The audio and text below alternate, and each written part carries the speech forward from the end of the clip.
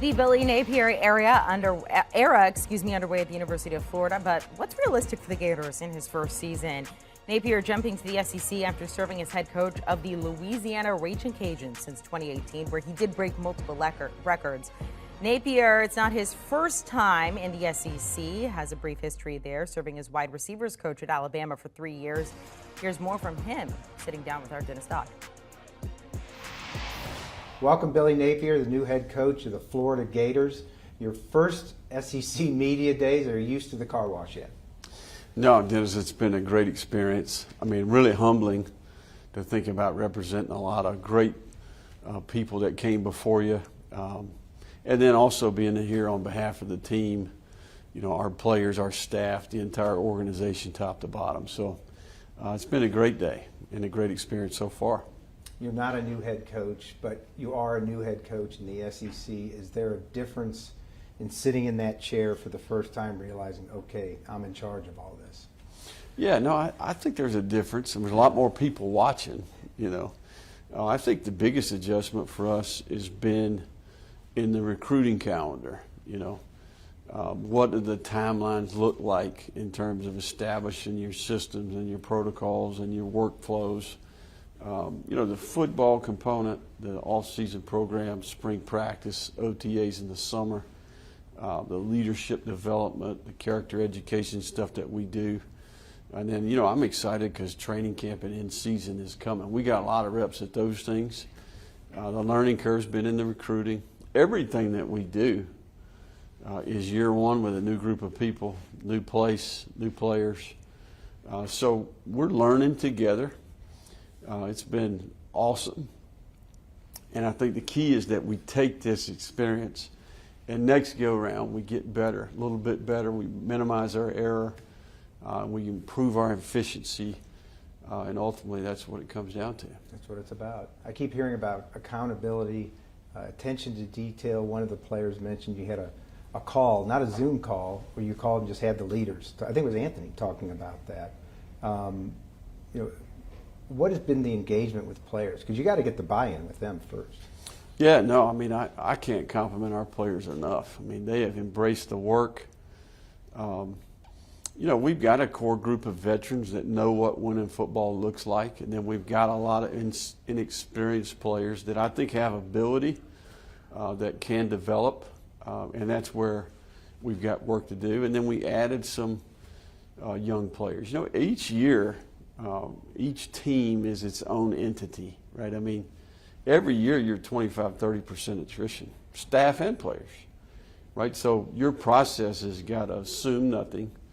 And I think that year one's fun, man. I mean, you know, there's a lot of problems, you know, but I think we come up with good solutions. We see opportunities to improve, and that's what we've experienced so far. I mean, this group of players, man, they love to compete. They're tough. They've got an edge. I think they want to earn respect. So, you know, this team, we got to galvanize this group of people, right? To me, that's what the best thing about training camp is. It's the first time that this group's been on the grass together, right? So, got a great challenge in front of us, but man, it's going to be fun. Speaking of grass, I think attention to detail. I think you had new practice fields put in.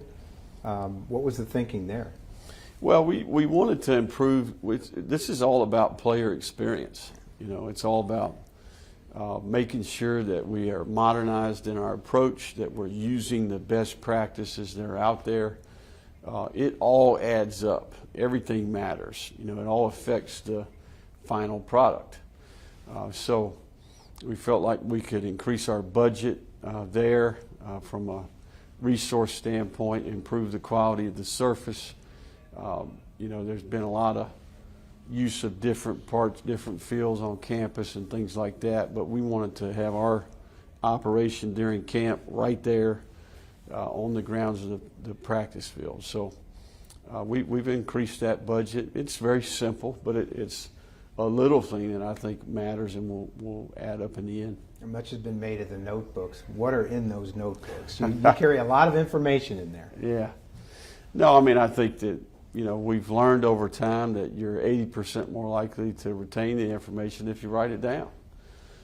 So we're big into that. Part of that is just as a coach or a teacher. Every meeting that we have, there's an opportunity to create an environment that produces the best result for the player, right? So we want to equip our players. We want to create habits for the players. These will help them in football, but more importantly, they're going to help them over on campus, and they'll help them down the road in their career after football. You got yourself a quarterback. We know that, Anthony Richardson. I wanted to read you a quote from some guy named Tim Tebow. He said, Anthony might be the fastest, one of the strongest, and one of the most talented athletic players at any position in the country. Mm-hmm. Consider the source. He's a Gator, but that's pretty impressive. Yeah, you know, the guy is 6'4". He's 235, 40, depending on the day or week.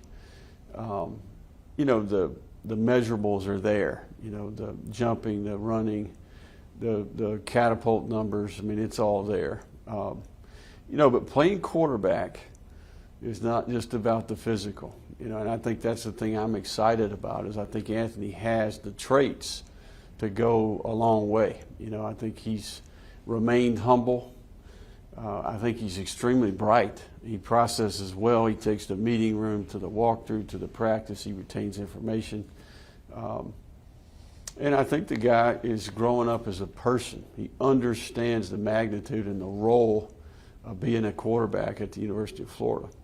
So, you know, I'm proud of Anthony. He's shown that he's very capable. You know, that's the best thing about coaching. The self-gratification that you get from seeing these journeys happen, right? Being a part of writing their story with them. You know, he's a great kid and a phenomenal athlete. We got to take all this hype and potential and get it to perform. And there's one way to do that, and that's work. You helped me on a story last year. I don't think people know that you're one of the original OGs in Nick Saban's coaching tree. You know, you came in there as an analyst or whatever you wanted to call it back then, and obviously worked your way up. That experience still lives with you. I wonder if you'd talk about that. Yeah, no, I certainly would not be sitting here today without that experience. I mean, you know, my dad was a high school football coach. I mean, I'm a football junkie, okay? I mean, I live it all day, every day. And, you know, I was in a tough spot in my career there, 30 years old, really just been served a big piece of humble pie, you know, and really what I needed at that time in my career. And Coach Saban gave me an opportunity. And 2011 was a valuable year. I mean, no meeting to run, no instruction to give on the field, no area to recruit, no position to recruit, and really in a place where I'm a sponge. You know, I'm looking, and what I observed validated a lot of things that I believed, you know.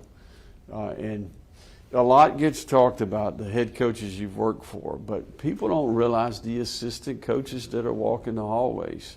I mean, if you just took that 2011 staff, all parts of the organization, and you looked at where they're at, that tree, that network, I mean, we had some phenomenal people in the building. So it's Coach Saban, but it's also that network. You know, it's those bright, young, up-and-comers. You know, Coach has got a knack. You know, he's able to find those people.